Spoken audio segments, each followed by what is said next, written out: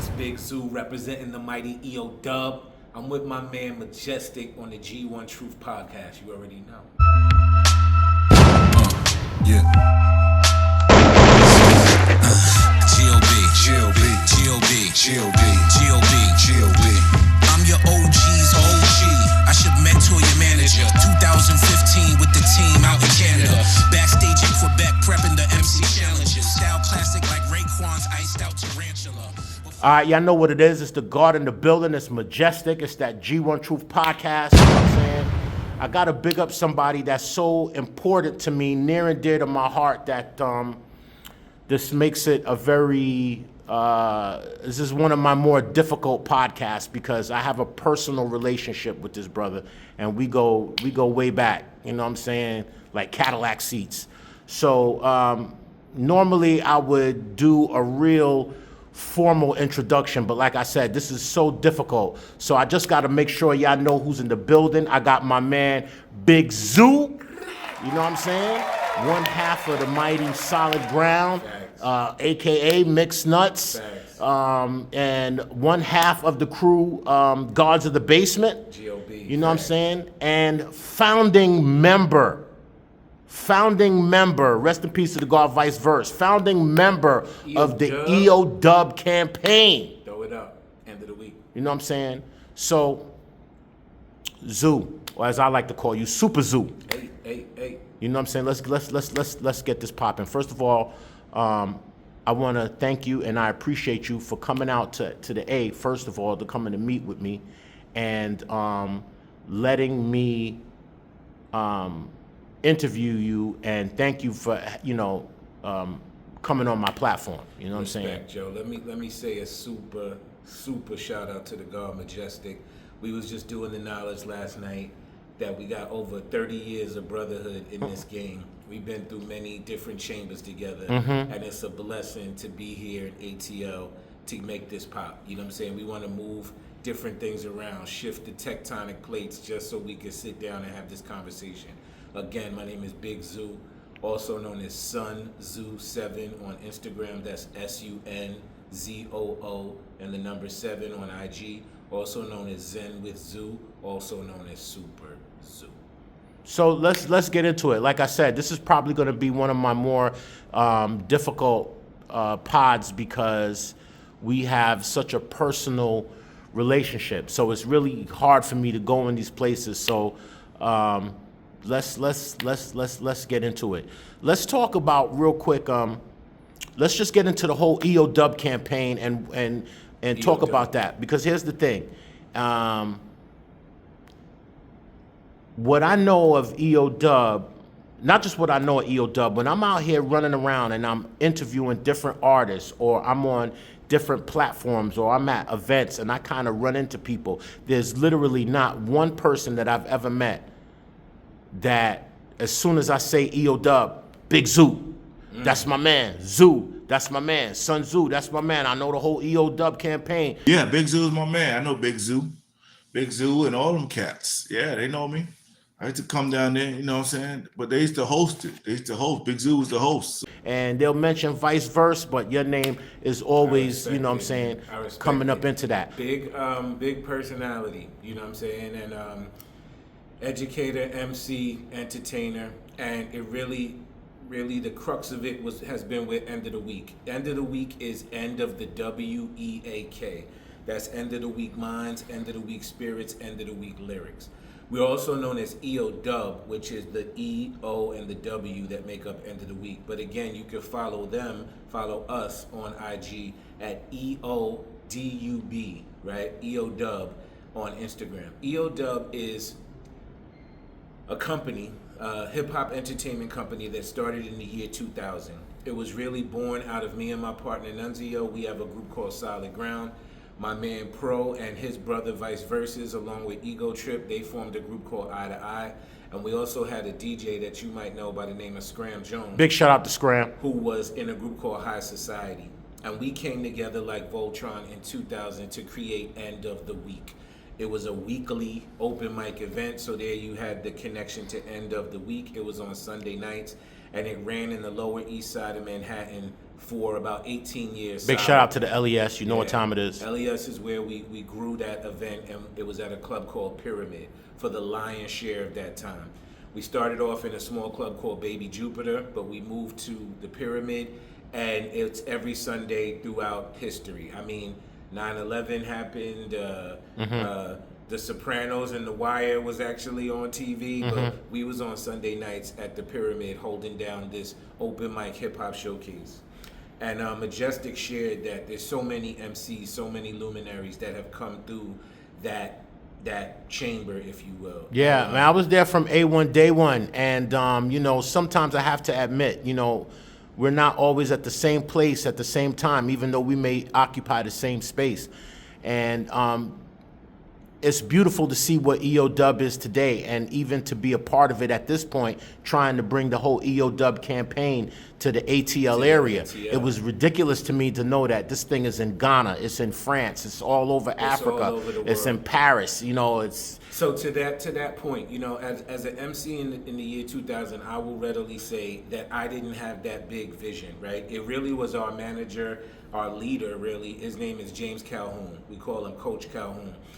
He had the idea to incorporate as a company, and we became entrepreneurs. We started a small business. We spent years just working and putting every dime back into End of the Week so it would grow. And throughout him, you talk about being at the same place at the same time. We were all hungry MCs, but we didn't have the business acumen or the foresight that James had. And James had the idea to incorporate.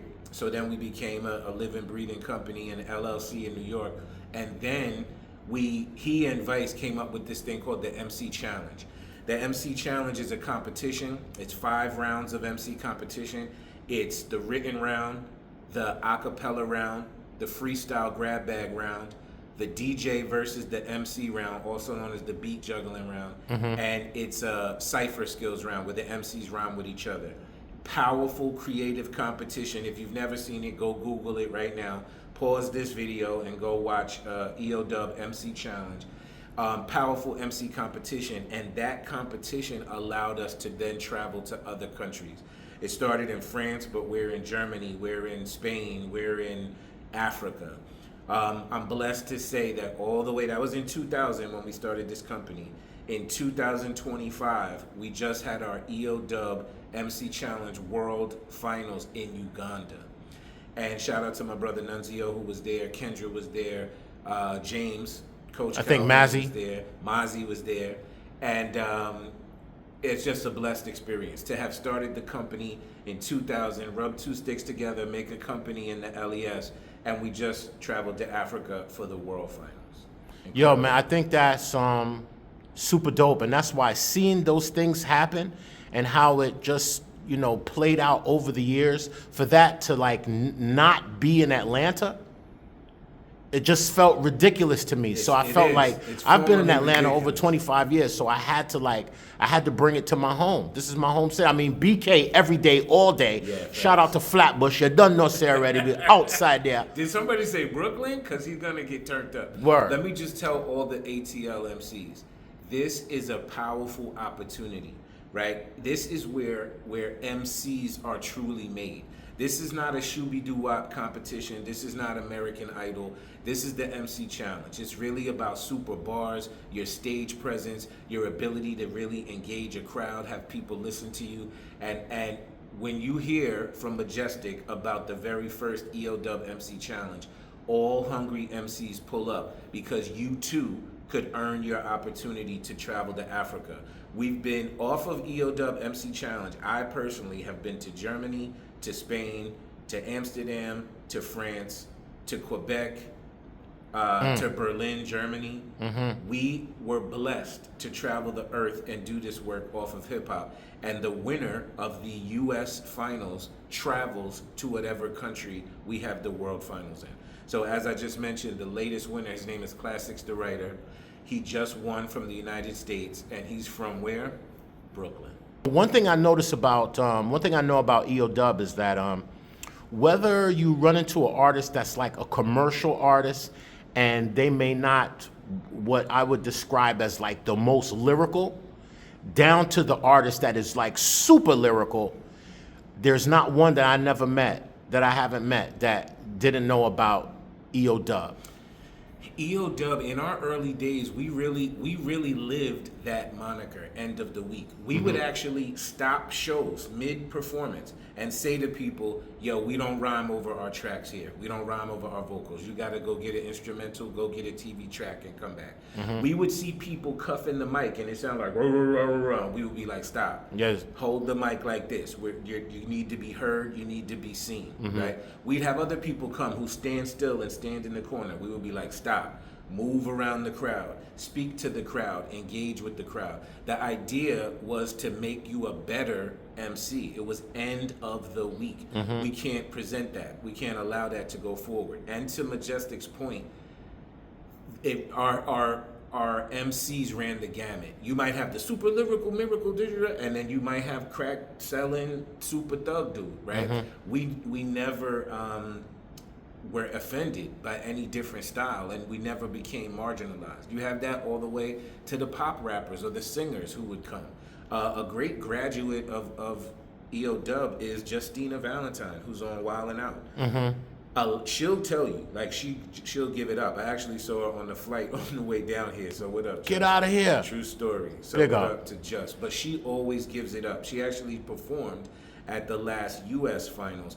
But her ability to freestyle, to she's spit super bars, to have crowd participation, super lyrically dope and very attractive. I'm not saying for Eodub sure. made her. I'm saying I remember an underage Justina Valentine coming to Eodub and catching a body with bars. Well, So- she's definitely, you know what I'm saying, Eodub is also a place where you're going to come and sharpen your blades. That's what I'm so, saying. you know what I'm saying, this is where you're going to come and get the, what I call the regiments of steel. You know what I'm saying? According to my man Chubb Rock, big up, the regiments of steel here. So how do you personally feel about me pushing the campaign Eodub ATL? Oh, come on, man. I mean, I want to say, to Majestic's point, it's almost unimaginable that we don't have a satellite location in here, right? We have Quebec, we have Montreal, we have Eodub Brazil, but we don't have an Eodub ATL. Isn't it Eodub Japan or Eodub China? Yes. Or something like that? Japan. So. And I'm also going to share that we just started, or a brother of ours named Kai Vase, he started Eodub South in North Carolina. So we this year were able to have 3 challenges there, and they sent their MC Challenge winners to New York for the US finals. So I would love to see representation from the ATL. There's too many MCs down here for this not to have happened. So just know when Majestic puts the word out, you're gonna hear about the Eodub MC Challenge. If nothing else, it's a great way, as Majestic shared, it's a great way to sharpen your sword. So if you bout it, you got songs, you got stage presence, you got bars, come show out at the MC Challenge and potentially go to Spain. You know, I first met you, I was probably about, I think I was about 16, 17 years old when we first met. And we exchanged a lot of rhymes and a lot of ideas, and we was just, everything we ever talked about or just looking at each other would spark some super bars. So, but I never got the chance to ask you, where do you like pull your inspiration from, and what really like got you into MCing in the first place? Wow. So the raw story I always go back to, I'm always a super MC attracted to the hip hop culture. I remember the first time hearing Planet Rock, right? I was in the back seat, my sisters were driving me to the beach, and I heard Planet Rock. I remember my world changed. I remember babysitting my niece, Dominique, shout out to Dominique, who's grown right now, and I was in the South Bronx, and I bought Criminal Minded, right? Hooked on it. But I have to say, one of the realest ones is my sister Lisa, who's here with me in the A right now. She took me when she was in college, Rutgers University in New Jersey. She pretended we were going to a basketball game. And when we pulled up to the basketball game, it was Run DMC. And that's it. The seeing grown black men speaking their truth behind a solid, powerful soundscape, it's like a drug, right? And it really got me entrenched into the hip hop culture. Got you. I then started rhyming. You know what I'm saying? And as Majestic said, I don't even know if Majestic audience know about Majestic bars like that. He don't showcase his bars enough. But I have to say, from then on, I was hooked and became what I see as a true MC. Definitely. Having the capacity to spit thoughtful, meaningful lyrics with substance, having the ability to control a crowd and make a crowd like really turn up. And the way you freestyle, someone could very well question if it was actually written. So you really That's what the legend has said over the years. Yeah, you really put that Is down. that written? Freestyling too is oftentimes like a lost art. But we come from a school of freestyling. 100%. And that's even why in the MC Challenge that the freestyle grab bag is around. Like you have to pull out items and rap about the items, right? So even the most powerful, well-written MC with a great voice, with a great content, you can't fake that round, right? Mm-hmm. So we believe that's still a great facet of a well-rounded MC. It's not one thing, it's not another, but having that ability to freestyle is powerful. We live through eras where even when cats would go up to a radio station or now a podcast and say they spit in a freestyle, they actually spit in written bars that usually you'll hear on some album. We're talking about true organic freestyle off the top of your head rhyming, which again I would share is like a lost art. I want to take a moment in time to go back to a particular place where I became like fascinated with you, and I no longer looked at you as my peer. You were like someone else to me. Wow. This was like no longer your government. I mean, I'll go say your government name, but no longer government. This is Big Zoo. This is Super Zoo. You know what I'm saying? And that's when I saw you on MTV. Oh wow. So I want to talk about that real quick. So I'm seeing you on MTV, and I'm looking at you next to Ghostface Killer. Whew. Oh That's my God. That's a magnificent story, by the way. So let me give you the helicopter view, then I'm going to zone in. So what Majestic is talking about is MTV had a show called Direct Effect, and they had MC battles on Direct Effect. This is probably the year 2000, right?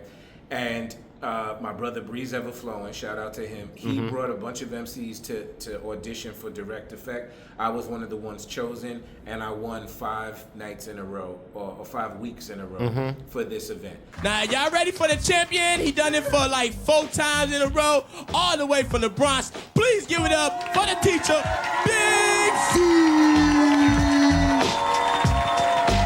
Big Zoo! What's up, sir? How you doing, dog? Real good, real good. All right, show him the mic, dog. Show him what they got to take from you. All right. Now step in line right over there, sir. All right, now we about to get the music. Premier, y'all ready to get this thing started? Yeah. All right there. You hear Breeze Everflowing. Yeah. Thank you, man. Breeze Everflowing. Check it. Breeze Everflowing. Stronghold dog on it. Flow be so ugly, I drop a bag on it. DFX, I came to brag on it. 30 seconds of fame, I grab on it. I have all the abilities to tear down this whole damn studio facility. Or will it be the champ? True, cause I got enough respect for my man Big Zoo. Primo. Bring that beat back. Zick it. Okay.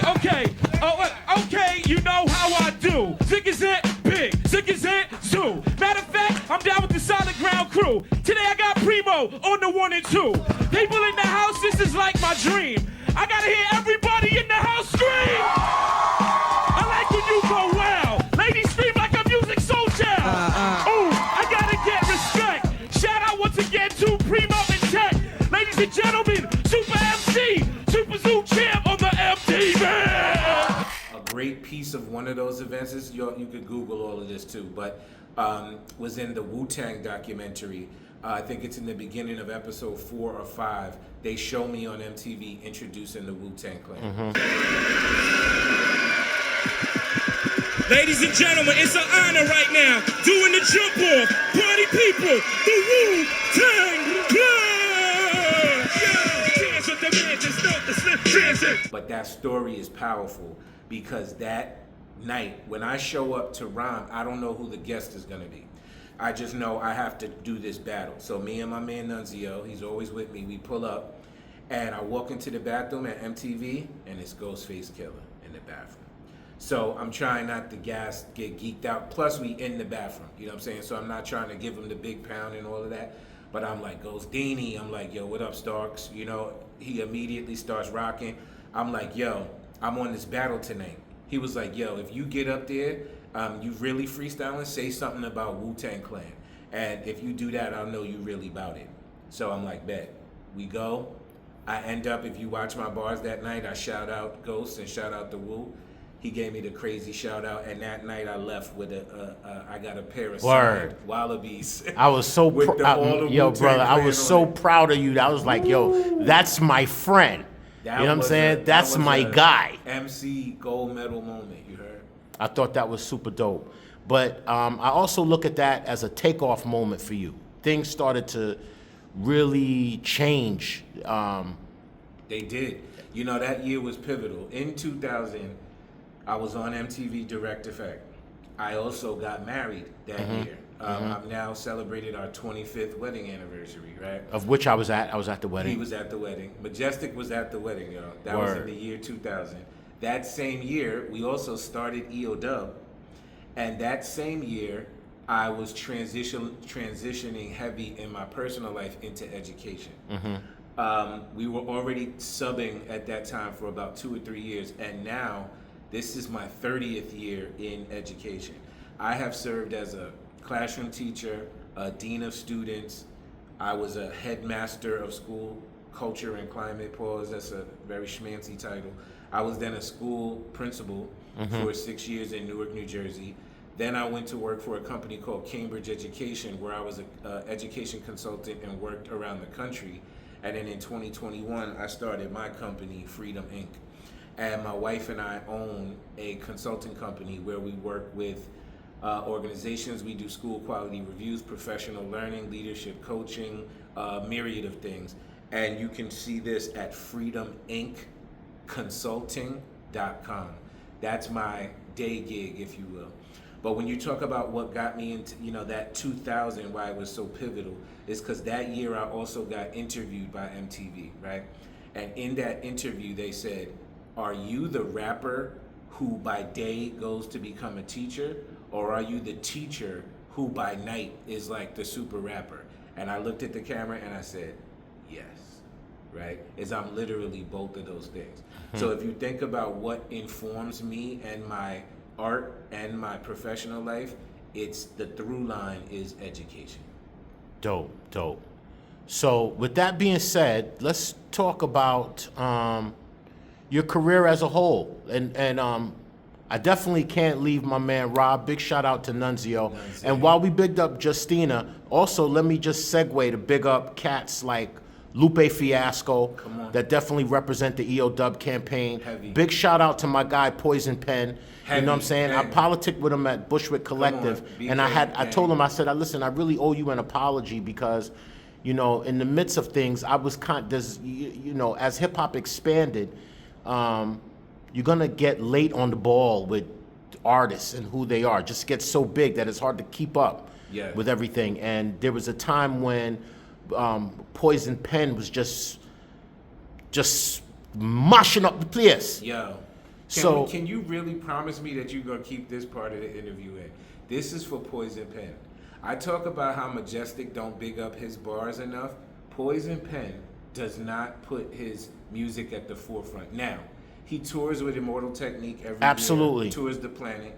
He's legendary for being within the battle circuit and really being one of the originators, right? But I'm talking to Poison Pen right now and telling him that he don't put his music at the forefront enough. I told Poison Pen, much like ODB, right? When I really started to listen to Poison Pen, you know, I can listen to any other MC. It doesn't matter if it's you, me, if it's Ra, if it's, you know, Wu-Tang Clan, whoever. I can always go and do a reference check. I say, okay, there's a piece of so-and-so in this person. There's a piece of Run in this guy's style, or there's a piece of Grand Poo with you know, in this guy's style. But I couldn't find that with Pen. I was like, I told him out in Bushwick, I said, yo, much like ODB, man, there's really no father to your style. Yo, Ken, are you hearing this? I'm on the camera, but there's no father. There's no. You gotta clip this up and send this to Bed-Stuy. There's no. There's no billboard. There's no father to Penn style. Also, big shout out to Gorilla Nims. You know what I'm saying? He definitely reps for Eodub. Veteran, and he really gives it up. You know what? I also want to shout out my brother Mecca. Mecca, who works, he's a super A&R behind the scenes business guy. Works with Busta Rhymes recently, but he was on a podcast too and really gave it up for Eodub. And when I saw him, I was just bugging out like, "Thank you so much, thank you so much, thank you." And he was like, "Zoo, like I just said what happened." But it feels like the fakeness is at such an all-time high. When I just hear a person genuinely just say what happened, it's almost like I'm surprised. Like, oh my God, he had told the truth, right? Nems is like that. You ask Nems about Eodub, he'll give it up, yo. For sure. Salute to the God. So, big time. Coney Island. Let's talk real quick about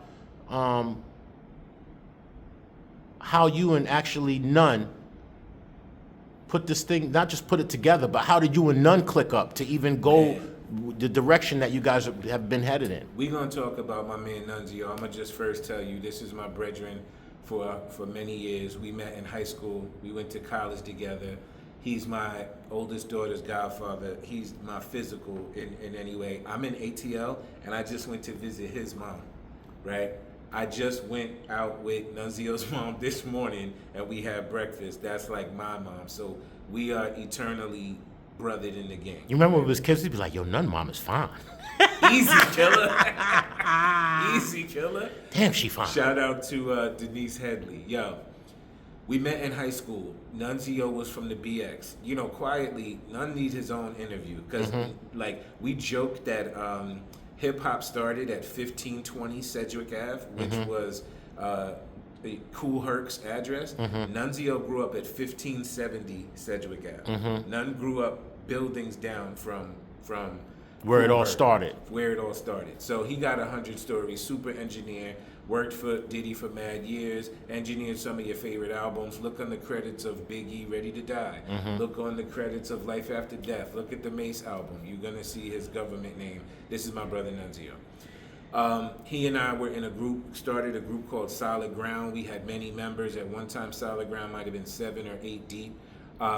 We then broke it down to where None and I were like a duo. This is around 2000 when we started End of the Week. Nunzio has recorded, mixed, and mastered every piece of audio artwork that I've ever put out. He recorded and mixed the Three Kings album, all of my 3 solo projects, and frankly, the Solid Ground album that we have together called The Balance. We also have an EP we put out before that called Strategy God. If y'all could find those on the earth, God bless you. There's some limited editions. Some pieces. Solid Ground Strategy God was the EP, and then Solid Ground, the album was called The Balance.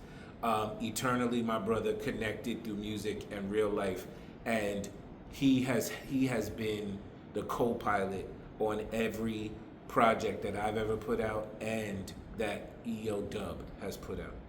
So as far as my solo career is concerned, I have worked with End of the Week in all different facets. We put out compilations, mixtapes, the Three Kings album, which is myself, Pro, and Vice.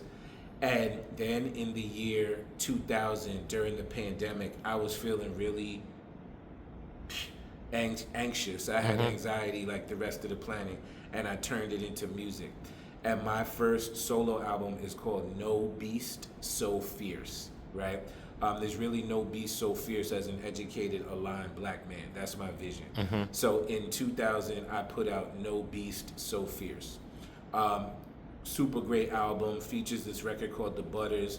And The Butters is my joint. The Butters was the single from that album. Go see that video, go listen to that record. And that's what my brother Prolific won. Now, around that same time, shortly after the release of my album, my brother Vice Versus passed away, right? Full stop. Salute to Vice Versus. When Vice passed away, it compelled Pro and I, once upon a time we were the Three Kings, Vice passes away, and Pro and I felt compelled to continue to make music. we combined to form a group called Gods of the Basement. Blah. You could go follow that on IG, go to your YouTube, your iTunes, your Spotify, and really listen to the very first album. It'll really bless your spirit, Gods of the Basement. Part of this was because we were called kings when Vice was alive, and we said, what's the next evolution of a king is a god. And then frankly, all of the music that you heard were cooked in our basement, right? Pro's basement and my basement. And it's also that analogy about being the highest ranking, but in the lowest space, right? The basement is the bottom of any domicile. But it's foundation. But it is foundation. It's foundation. It is foundation. That's where, you know what I'm saying, you get the word understanding means to stand under something. Woo. So, you know what I'm saying, Gods of the Yes. Basement is like, we stand under hip hop. We stand, so I was definitely feeling it. And I was definitely feeling the first album with Gods of the Basement. I remember saying to myself, you know what? Zoo is on to something here. And it's about to get even more serious.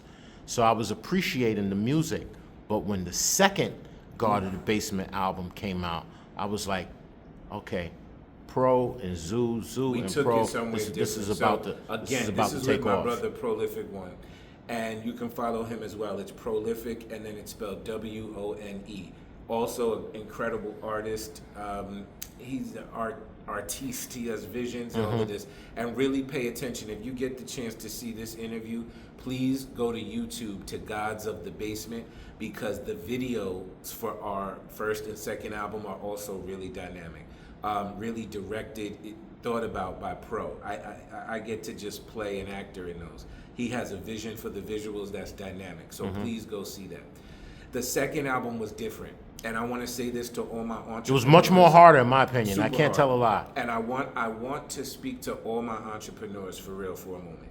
And I want to just speak on a granular level about putting music out in the digital streaming age. You know that when you put music on Spotify, iTunes, you're making 0.00012 cent off of every Yeah, you're play, getting yerked. right? There's nothing coming to you for the most part. If you make a big splash, good for you, God bless you. But traditionally, we don't see the turnover in finances when we're on streaming platforms. Pro and I, Gods of the Basement, decided to go direct to consumer for our second album. Our second album is called Gods of the Basement 2. You can only purchase it, even to this moment, you can only purchase it at godsofthebasement.com.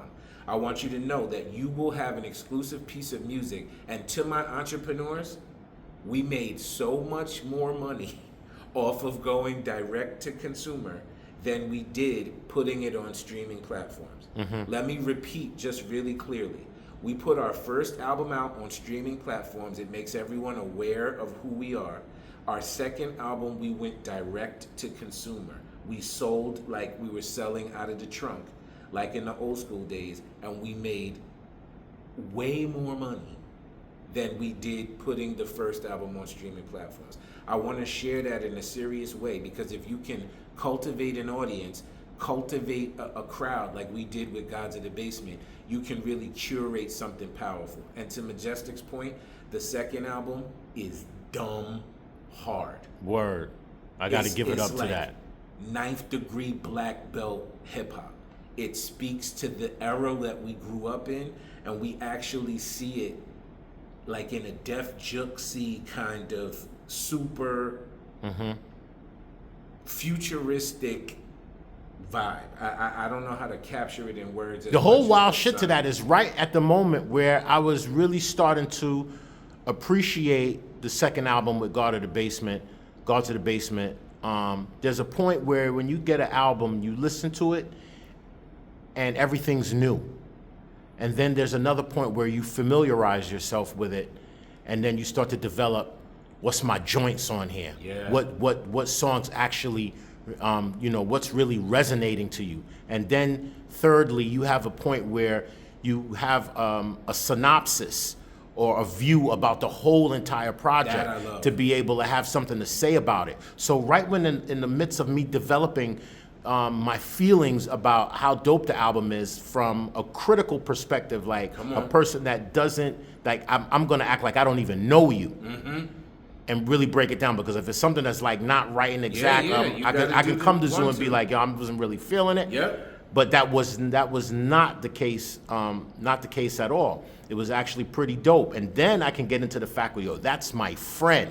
This is my boy. Just really, he is chefing it up. My nigga love that, yo. is cooking right now. That's the best. But guess what? recommendation. Right when I'm in my element with this album, you drop Zen with Zoo. Oh And you my drop God. another album that kind of like dips off to the side. You get into a whole nother space, a whole nother lane, and there's another element of Zoo that's coming out to this Okay. album, and that shit got me. So I really want to Okay. talk about that. So let's pivot to Zen with Zoo.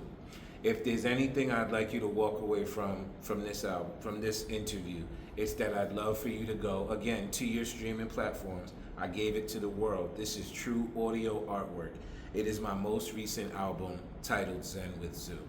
I purposely released it on Father's Day this year, summery, warm vibes. And the album to me really represents me being at my most comfortable in my own skin. I am not a YN, right? I am not standing on the corner. I am not at the club every night.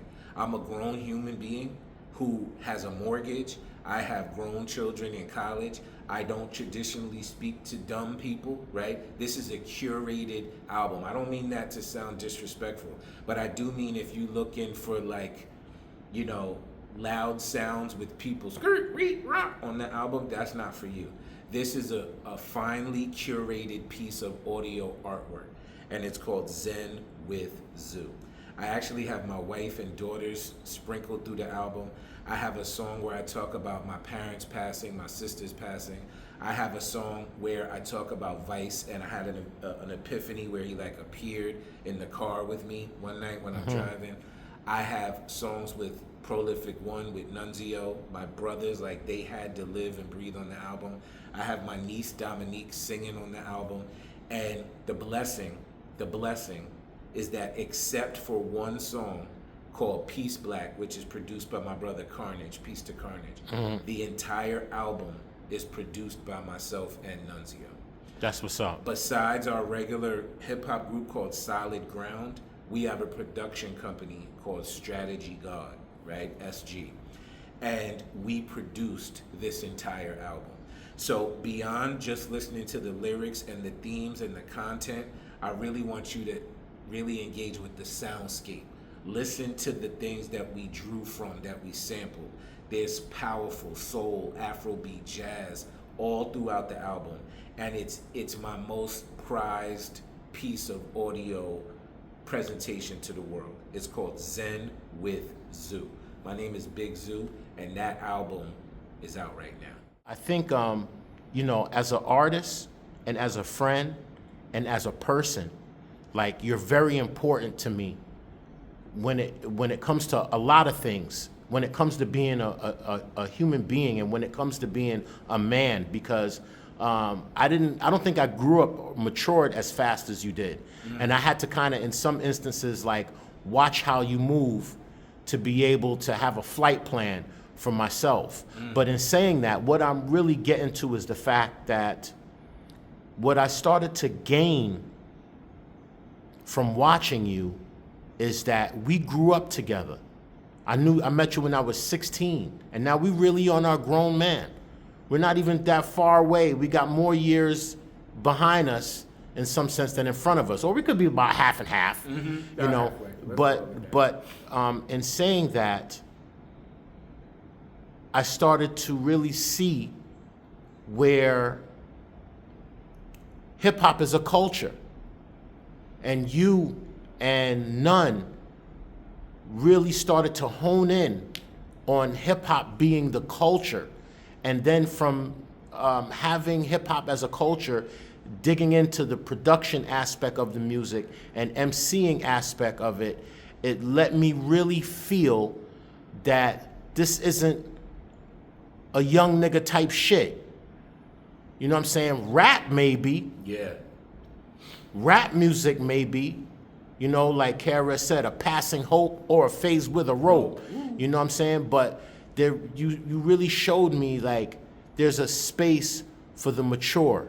There's a space for the intellectual. There's a space for the grown man when it comes to hip hop. That's what my music is about. And that's what resonated to me most importantly about you than anything. So I love that. You know, with that being said, brother, I really appreciate you taking the time to come on my platform and rap Yes. with me.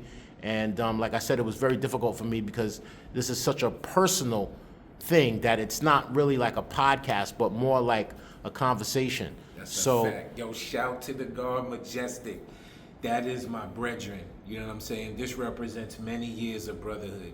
The stars aligned that allow me to be in ATL, to have this experience. We talk, we'll text, we DM, we share things, but this has been a blessing. I don't know why you didn't stay at my Airbnb and you could have paid me a few coins in this fancy schmancy place, but what are you gonna do? No, I was on my bougie I shit. see you, I see you. I like Yo, it. Salute to the God. Salute to everybody who gets the opportunity to see this. Sunzoo, SG, Eodub, GOB. You know what it is. Yo, it's the God Majestic. I'm in the building. You know the campaign. You know the slogan. You know what I'm saying? I go everywhere. I eat everything. I talk to everybody. I'm out here cooling it with the God, Sunzoo, Sunzoo, Big Zoo, my homie from so far way back. Like, I get a loss for words. I don't even know what to say. But y'all know the campaign is the G1 Truth Podcast. We out. Blah!